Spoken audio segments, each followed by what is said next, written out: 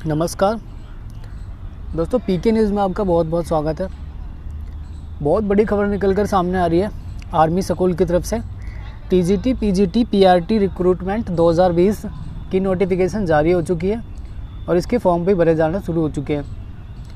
दोस्तों, आपसे रिक्वेस्ट करना चाहूँगा कि अभी तक आपने हमारे चैनल को सब्सक्राइब नहीं किया तो रेड कलर के जो नीचे बटन दिख रहा है उसे दबा के सब्सक्राइब कर लो, क्योंकि ऐसे ही इन्फॉर्मेटिव वीडियो आपको इस चैनल पर मिलती रहेगी। तो चलिए वीडियो को शुरू करते हैं। तो 8000 वैकेंसीज निकल के सामने आई है टीजीटी, पीजीटी और पीआरटी के लिए।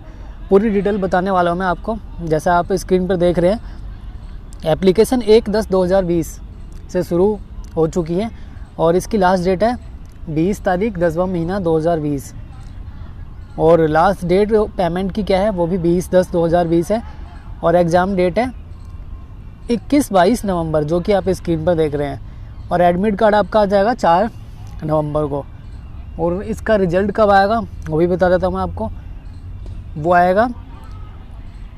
वो आपका आएगा दिसंबर में, 2 दिसंबर को आपका रिज़ल्ट आ जाएगा इसका।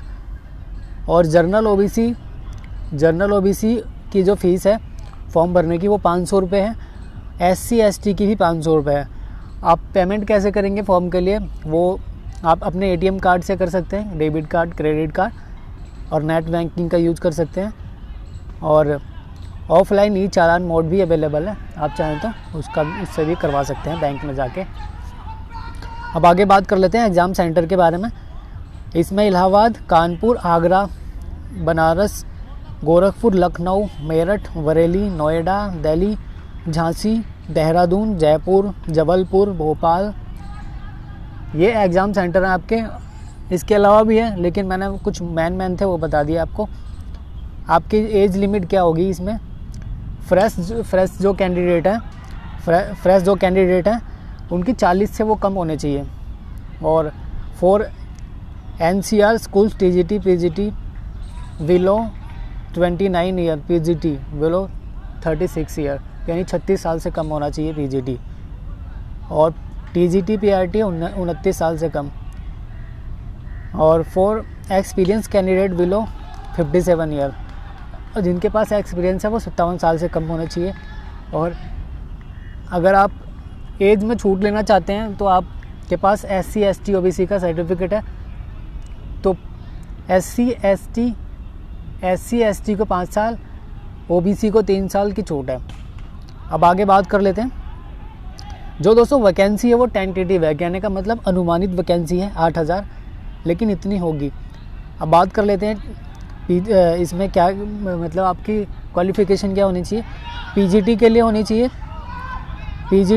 चाहिए मास्टर डिग्री इन, जैसे इंग्लिश का बताता हूँ। इंग्लिश में master degree in English with BEd degree. मतलब इंग्लिश में अगर पीजीटी का फॉर्म भर रहे हैं आप, तो आपने PhD इंग्लिश, आपने मास्टर इंग्लिश में कर रखी हो और आपने प्लस BEd भी कर रखी हो, तभी आप एलिजिबल हैं। अगर हिंदी लिटरेचर से, हिंदी सब्जेक्ट से कर रहे हैं तो मास्टर इन हिंदी होनी चाहिए आपकी, हिंदी में मास्टर डिग्री, और उसके साथ साथ BEd। ये रूल हर एक सब्जेक्ट पे लागू हो रहा है। BEd कंपलसरी है, BEd आपकी ज़रूरी है।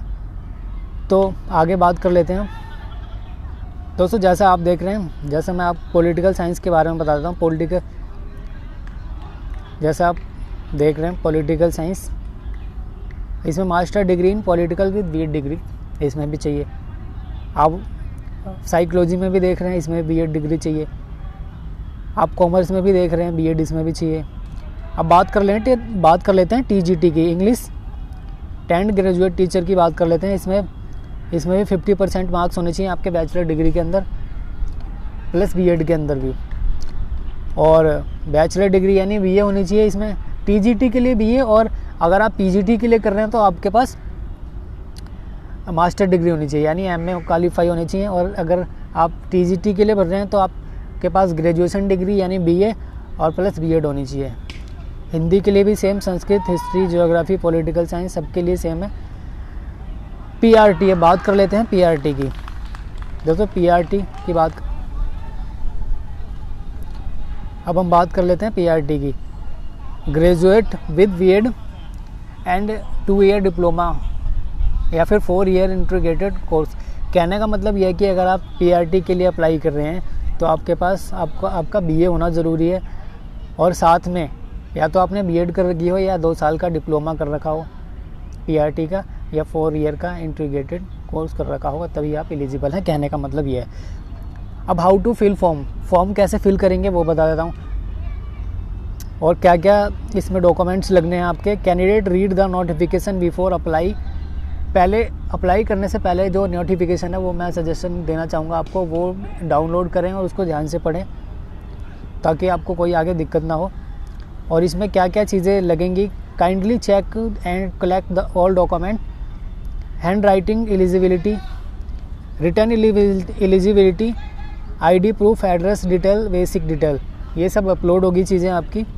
Kindly read scan document related to, ये स्कैन होके चीज़ें लगेंगी, फ़ोटो लगेगी आपकी, साइन आपके अपलोड होंगे, ID आपकी जैसे आधार कार्ड या पहचान पत्र, आपका अंगूठा लगेगा, थंब यानी, और यही प्रूफ चाहिए।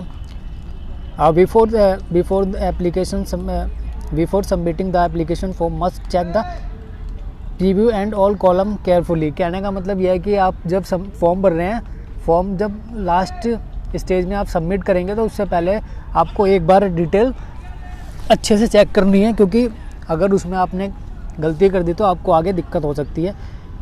कहने का मतलब यह है। तो ये थी पूरी इन्फॉर्मेशन। तो उम्मीद करता हूँ आपको ये वीडियो अच्छी लगी होगी। अगर अच्छी लगी तो हमारे चैनल को अभी सब्सक्राइब करें, लाइक करें, वीडियो को शेयर करें। मिलते हैं नेक्स्ट वीडियो में, तब तक के लिए जय हिंद।